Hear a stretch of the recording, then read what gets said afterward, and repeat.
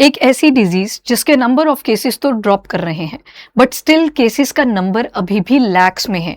India की तरफ से अकेली 33% कंट्रीब्यूशन डिजीज बर्डन इस डिजीज का सिर्फ इंडिया की ही तरफ से है। इवन वर्ल्ड हेल्थ ऑर्गेनाइजेशन ने इंडिया को रिमाइंडर भी दिया कि आपने इस डिजीज को एलिमिनेट करना था बाय द एंड ऑफ 2025। तो 2026 में डेटा भी दिया गया कि इंडिया ने बहुत अच्छे से इसको एलिमिनेट करने का काम किया है, नंबर ऑफ केसेस ड्रॉप कर रहे हैं, बट स्टिल पूरे वर्ल्ड में 1/3 कंट्रीब्यूशन अभी भी इंडिया की ही तरफ से है। और इस डिजीज का नाम है ट्यूबरक्लोसिस। ये ना सिर्फ एक पेशेंट को इम्पैक्ट करता है, बट ये सोशली स्टिग्मेटाइज्ड भी है, क्योंकि जितने भी आपके ये बैक्टीरियल इन्फेक्शंस होते हैं, एक बार आपने छींका खांसा तो वो किसी हेल्दी पेशेंट के अंदर भी जा सकता है।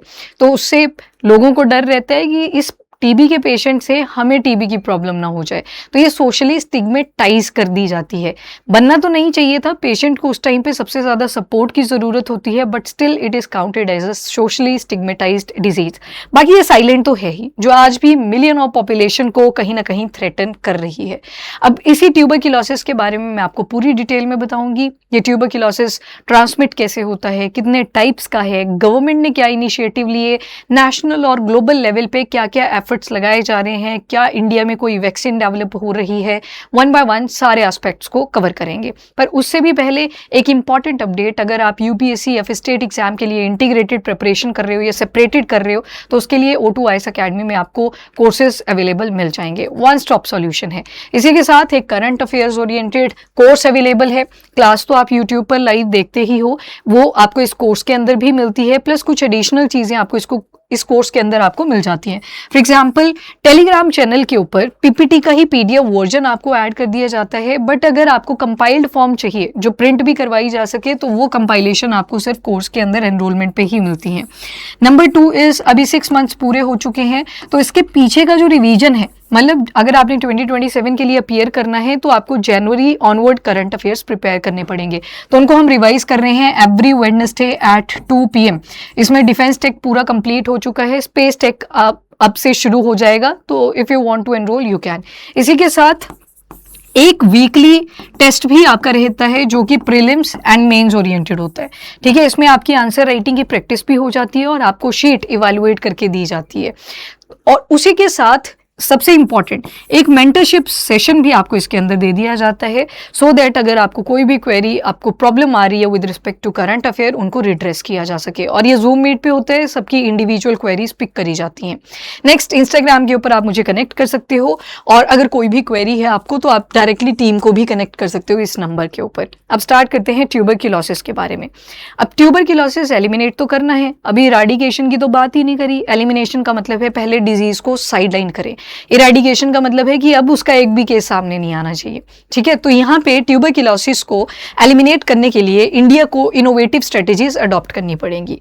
कितने ही आर्टिकल्स ट्यूबरक्लोसिस के ऊपर थ्रू आउट ईयर रहते हैं। फॉर एग्जाम्पल, ये वाला आर्टिकल देखो कि इंडिया के अंदर बच्चों के अंदर भी ट्यूबरक्लोसिस के केसेस आते हैं, पर डायग्नोसिस टफ रहता है। क्योंकि आप देखोगे अगर, तो बच्चे जब स्कूल वगैरह भी जाते हैं उनको खांसी रहती है, और क्योंकि एक को होगी, एक खांसेगा, दूसरे को वो ट्रांसमिट कर जाएगी। कई बार जो आपके स्लम एरियाज होते हैं, वहाँ पे जो बच्चे रहते हैं, उनमें ये ट्यूबरक्लोसिस के केसेस ज़्यादा देखे जाते हैं। क्यों?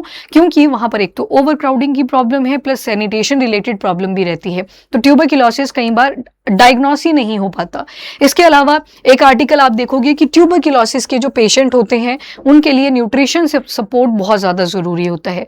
ड्यूरिंग ट्रीटमेंट ये चीज़ देखी गई कि आउट ऑफ 5 पेशेंट 3 पेशेंट्स की डेथ हो जाती है ड्यूरिंग ट्रीटमेंट। क्यों? क्योंकि उनको न्यूट्रिशन सप्लाई पूरी तरह से नहीं अवेलेबल थी। इसी के लिए गवर्नमेंट ने इनिशिएटिव चलाया निक्षेप पोषण योजना, जिसके तहत बोला गया कि हम 1000 रुपीज जो ट्यूबरक्लोसिस के पेशेंट है उनको देंगे, ताकि वो अपने न्यूट्रिशन का ध्यान रख सकें। पहले यही 500 रुपीज थे, अब इसको डबल कर दिया गया है 1000 रुपीज पर।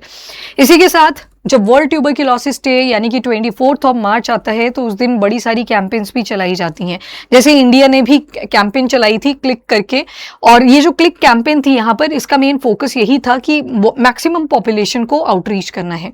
वैसे ही नेक्स्ट आर्टिकल आप देखोगे, अब ट्यूबरक्लोसिस का जो पेशेंट है वो सिर्फ एक डिजीज, अकेली एक डिजीज से सफर नहीं कर रहा। एक तो उसका इम्यून सिस्टम वीक है, इवन जो HIV वाले पेशेंट होते हैं, कई बार उनके अंदर ट्यूबरक्लोसिस के सिम्टम देखे जाते हैं और बाद में वो डायग्नोस भी होता है।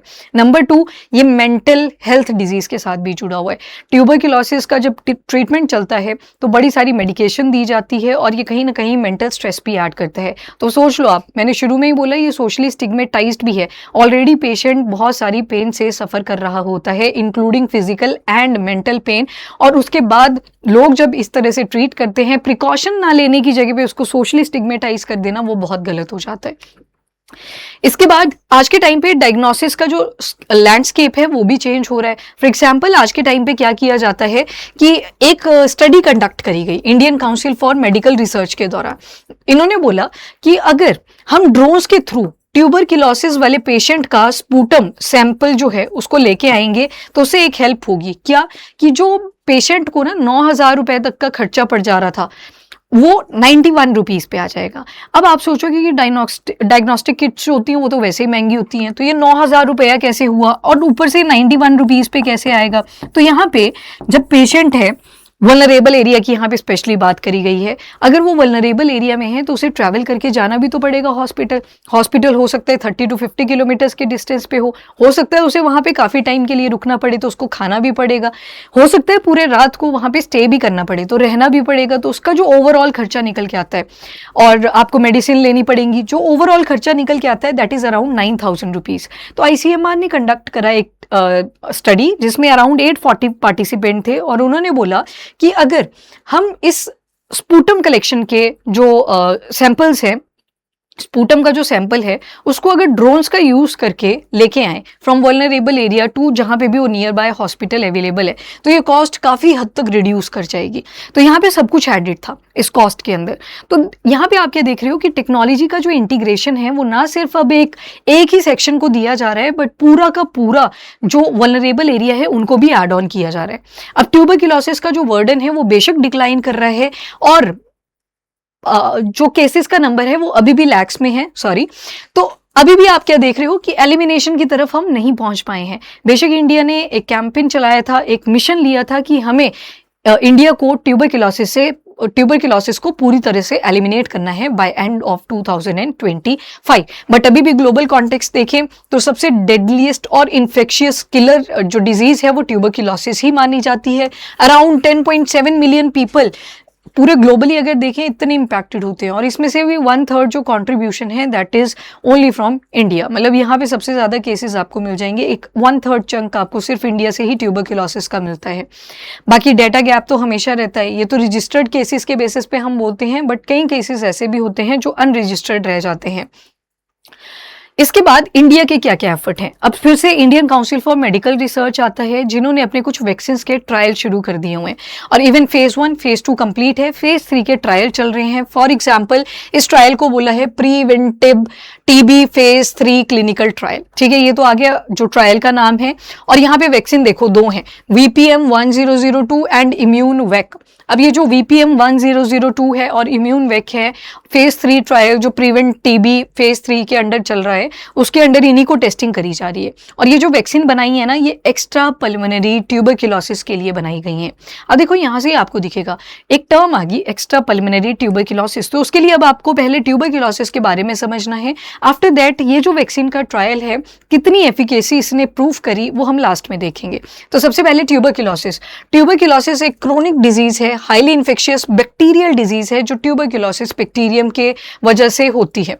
ये एयर के थ्रू भी ट्रांसमिट कर जाती है। जैसे कि मैंने आपको बताया एक पेशेंट था और एक हेल्दी पर्सन था, पेशेंट ने अगर खांसी भी करी और सामने वाले ने अगर प्रिकॉशन नहीं लिए हुए थे तो उस केस में हेल्दी पर्सन में भी ये बैक्टीरिया एंटर कर सकता है।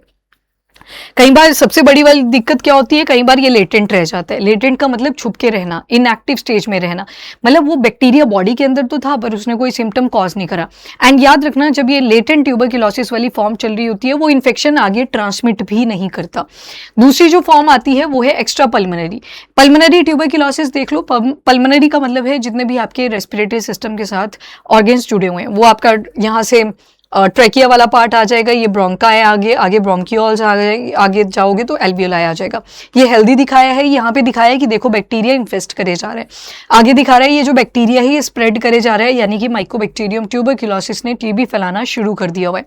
एक कैटेगरी आती है एक्स्ट्रा पल्मोनरी ट्यूबरक्लोसिस की, यहाँ पे एक्स्ट्रा लिखा है, मतलब पल्मोनरी वाला पार्ट तो नहीं है पर उसके बाहर के हैं, मतलब यहाँ पे लंग्स नहीं आएंगे, बाकी सारे पार्ट्स इंक्लूडेड होंगे। पल्मोनरी में आपने देखा पूरा का पूरा लंग्स वाला एरिया जो था वो इस ट्यूबरक्लोसिस बैक्टीरियम के थ्रू कहीं ना कहीं इंपैक्टेड था, माइकोबैक्टीरियम ट्यूबरक्लोसिस के थ्रू। जबकि एक्स्ट्रा पल्मोनरी में और बाकी के जो ऑर्गन्स हैं एक्सक्लूडिंग लंग्स, इसमें लिम्फ नोड्स आ जाएंगी, स्पाइन आ गया, ब्रेन, किडनीज एक्सेट्रा, ये सारे अफेक्ट होंगे। और इसी वजह से मॉर्बिडिटी का मतलब होता है मल्टीपल डिजीज एक ही पेशेंट के अंदर होना, एंड मॉर्टेलिटी यानी कि डेथ की बात करी गई है। उसके बाद ये अक्यूट न्यूमोनिया वाली कंडीशन भी कॉज कर सकता है, क्योंकि लंग्स इंपैक्ट हो गए हैं अगर, तो पल्मोनरी वाली केस में अक्यूट न्यूमोनिया की कंडीशन भी बन सकती है। हवा के थ्रू ये ट्रांसमिट करता है, ये लेटेंट फॉर्म में भी एग्जिस्ट करता है, लेटेंट वाला ट्रांसमिशन नहीं कॉज करता। एंड जो ऑलरेडी किसी डिजीज से सफर कर रहे हैं, specially HIV, human immuno deficiency virus disease भी जिसको आप बोलते हो, और उसी का एक एक्सट्रीम वर्जन आता है दैट इज एड्स, मतलब मल्टीपल डिजीज जब एक पेशेंट में लग जाती है। तो HIV से जो ऑलरेडी सफर कर रहा है उसके इम्यून सिस्टम तो वैसे ही कहीं ना कहीं डिक्रीज कर चुका है, उतना एक्टिव नहीं रहा हुआ है, तो उसमें ज़्यादा चांसेस हैं कि वो ट्यूबरक्लोसिस से आगे सफर कर सकता है। अब नेक्स्ट आते हैं इसके एक और कॉन्सिक्वेंसेस के ऊपर, that is anti microbial resistance. AMR की वजह से हो भी सकता है, AMR की वजह से शायद वो जो बैक्टीरिया है वो डायग्नोस भी नहीं हुआ है। अब इसको ध्यान से सुनना, एंटी माइक्रोबियल रेजिस्टेंस का मतलब होता है कि आपको जुकाम हुआ, आपने फटाफट से एक एजिथ्रोमाइसिन उठा ली, या जो भी आप मॉक्सिसिलिन खाते हो वो एक एंटीबायोटिक है, उसको आपने खाया तो आपको प्रेस्क्राइब नहीं करा गया था डॉक्टर के थ्रू, आपने खुद ही डॉक्टर बन के वो खा ली। अब जब खा ली, आपने 1 डोज खाई, 2 डोजेस खाई, उसके बाद उसको डिसकंटिन्यू कर दिया। क्यों? क्योंकि आपका जो गला था वो ठीक हो चुका था। पर डॉक्टर्स का मानना होता है ये साइकिल में चलती है मेडिकेशन, मतलब एक जो कोर्स होता है वो पूरा करना ही होता है, क्योंकि ये बैक्टीरिया को टेम्परेली ही सप्रेस करता है। अब जब आपने बार बार ये सेम साइकिल रिपीट करी ना, तो शुरुआत में आपको सिर्फ 2 डोजेस खानी पड़ी थी, आने वाले टाइम में 3 डोजेस खानी पड़ी, आने वाले टाइम में 4, 5, 6, और इस तरह से उस डोज का कोई फर्क ही नहीं पड़ रहा है उस जुकाम के ऊपर।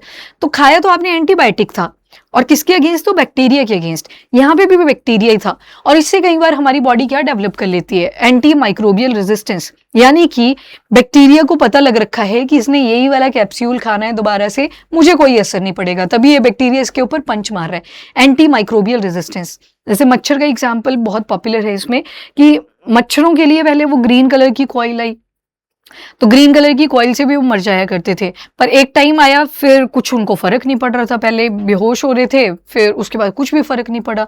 देन मॉर्टिन वगैरह लाया गया, अभी मच्छर मर रहे थे शुरू में, फिर बेहोश होने लगे, फिर आज के टाइम पे नाचते हैं उसके आसपास। तो मच्छर ने क्या किया? रेजिस्टेंस डेवलप कर लिया। तो ऐसा ही होता है एंटी माइक्रोबियल रेजिस्टेंस। आपने एंटीबायोटिक से इतने खा लिए कि बॉडी के अंदर अब कोई भी बैक्टीरिया आता है ना, वो टेम्परेरली सप्रेस हो जाता है, तो ये लेटेंट फॉर्म में कई बार रह जाता है। तो एंटी माइक्रोबियल रेजिस्टेंस की वजह से भी ये केसेस अनडायग्नोस्ड रह जाते हैं।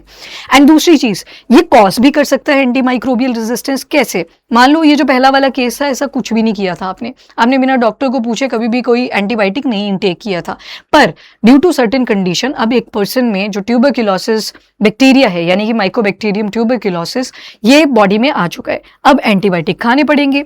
और इसमें एंटीबायोटिक का पूरा कोर्स होता है, पहले ये 12 से 16 महीने चलता था, अब BPALM रेजिमेन लाया गया है, जिसके जरिए ये टाइम रिड्यूस कर दिया है अप टू 6 मंथ्स। तो मतलब टाइम रिड्यूस आपने कर दिया, तो उससे क्या दिख रहा है अपने को कि जो डोजेस थी वो कम हो जाएंगी। पर खा क्या रहे हो दोबारा से? एंटीबायोटिक। जब इतनी सारी मेडिकेशन खाते हैं ना, तो कई बार बॉडी के अंदर एंटी माइक्रोबियल रेजिस्टेंस आ भी जाती है। तो आपने देखा कई बार ये खाने से पहले ही हो चुकी थी, मतलब आपने रेकलेस तरीके से डॉक्टर के बिना प्रेस्क्रिप्शन के मेडिकेशन लिया, तो वो बैक्टीरिया वगैरह सप्रेस कर देता है।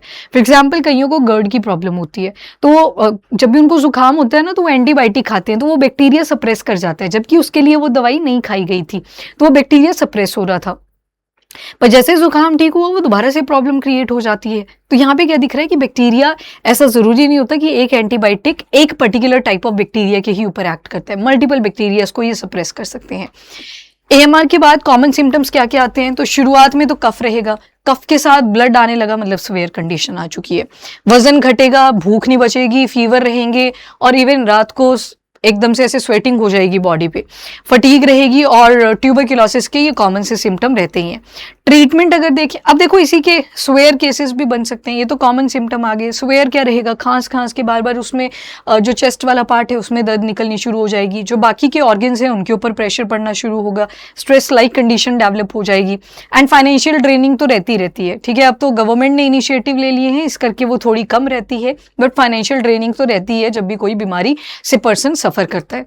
आफ्टर दैट ये आता है ट्यूबरक्लोसिस का ट्रीटमेंट। 6 महीने का कोर्स होता है। इवन आपने गवर्नमेंट हॉस्पिटल्स पे देखा हो, पुराने वाले जो थोड़े स्टाइल के हुआ करते थे, उसमें डॉट्स लिखा होता था, डॉट्स थेरेपी।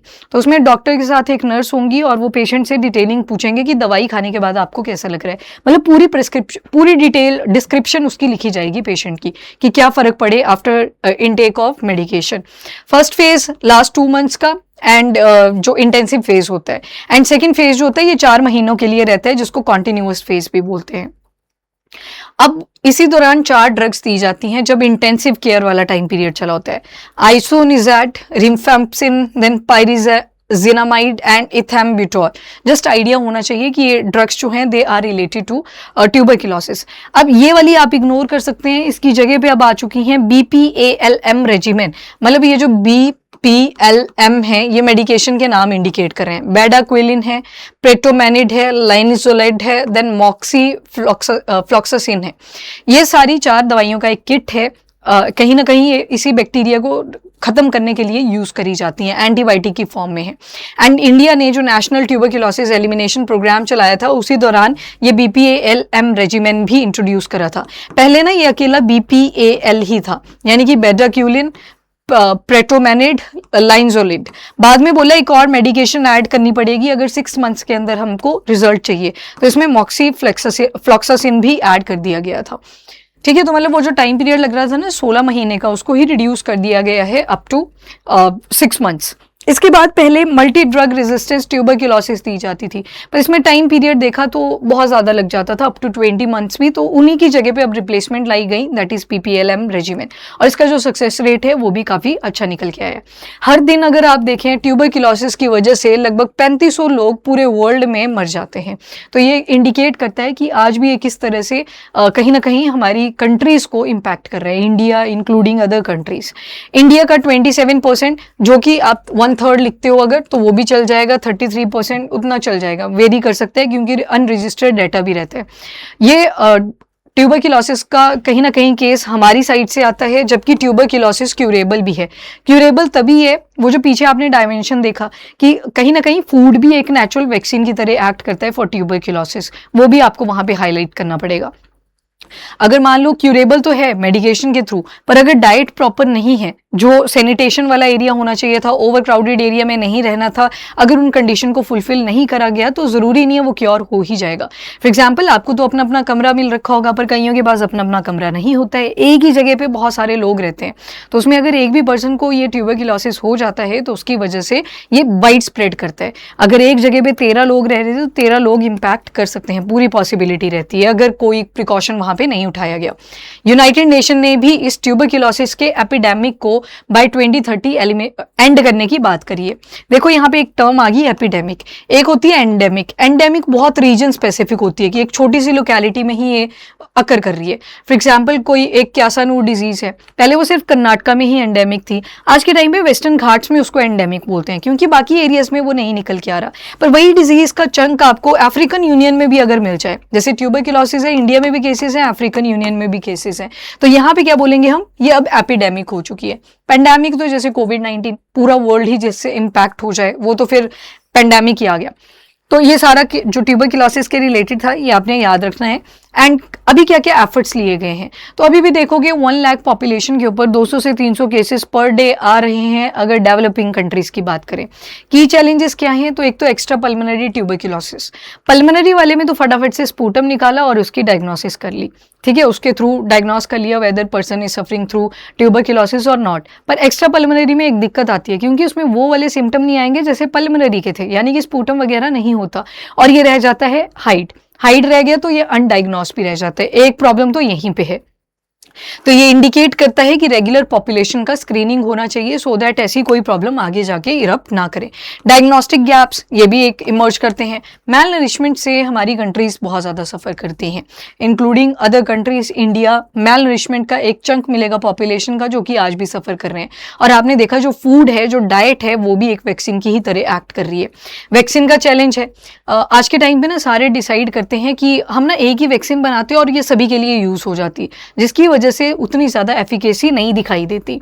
बूस्टर स्ट्रैटेजी की कमी है, लोगों का ट्रस्ट भी नहीं है बूस्टर के ऊपर ज़्यादा। अब इनिशिएटिव इंडिया ने क्या क्या ले रखे हैं, तो 2025 में तो एक प्रोग्राम चलाया है जिसमें बोला कि हम ट्यूबरक्लोसिस को एलिमिनेट करेंगे।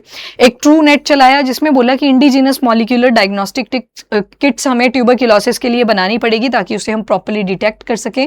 ये तो अब पता लग ही गया है कि कौन सा बैक्टीरिया इसे कॉज करता है, पर उसके जेनेटिक मेकअप को भी अंडरस्टैंड करना है, क्योंकि ये फटाफट से ना म्यूटेट कर लेते हैं, अपने जेनेटिक मटीरियल को चेंज कर लेते हैं।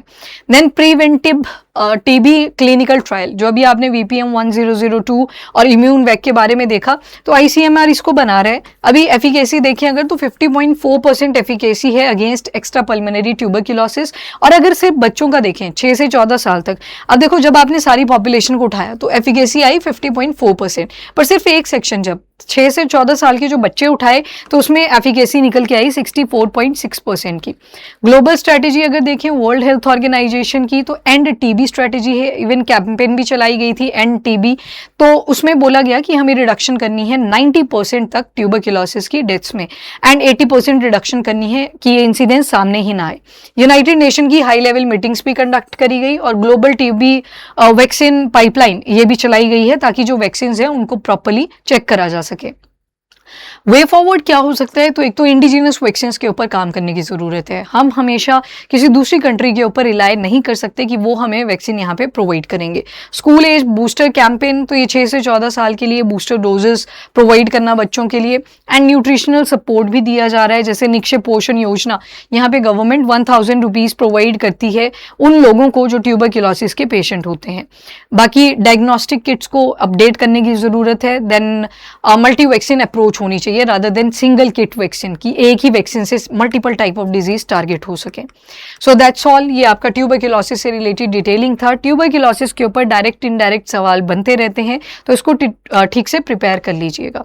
जैसे लास्ट टाइम एक वैक्सीन आई थी, मैं आपसे नाम पूछ लेती हूँ, R21 मैट्रिक्स, ये कौन सी बीमारी के लिए आई है या कौन सी इन्फेक्शन के लिए आई है, आप मुझे ज़रूर बताना कमेंट सेक्शन में। और ऐसे ही अगर कोई और टॉपिक आपको लगता है कि ये हमें समझ नहीं आया है तो आप बता सकते हो, उसके ऊपर वीडियो आ जाएगा एक्सप्लेन कॉर्नर पे। So thank you everyone, have a nice day.